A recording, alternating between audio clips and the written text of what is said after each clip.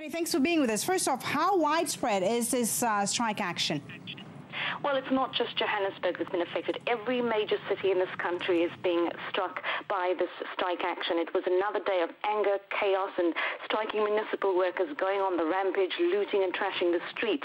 But today, labor unions did get a new wage offer of 13% from their bosses. The union said, no thanks, 15%, else we take the strike into a third day. At the moment, it looks as though that's going to be the case tomorrow. But at the same time, the riots over service delivery continued outside Johannesburg. And remember, these are people who are poor and unemployed and fed up. Then to crown it all, the latest job figures came out today, showing that the unemployment rate in South Africa has increased. It's now at more than 23.5%. And more people are now giving up hope they'll ever find a job.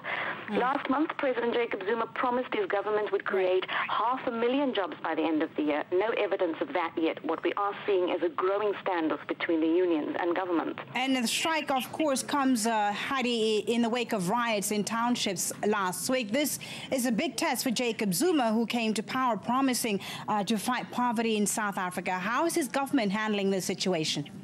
Well, they're in a big predicament here, and one that they quite possibly brought on themselves, because it was Labour that helped sweep Zuma to power earlier this year. Because of his pro-poor rhetoric and his sort of leftist leanings, he promised the poor he's on their side, and now he's got to put his money where his mouth is. And people on the Labour front are worried that Zuma's going to renege on his promises, and that is why we're seeing this kind of frustration and anger spilling out onto the streets. They want him to implement his leftist economic policies, but that could scare investors away. So Zuma has made promises to Labour and big business. He now has to decide which of those promises he'll keep and which he'll break. All right, Hayde FitzPatrick in Cape Town, South Africa. Thank you very much, Hayde, for speaking to us.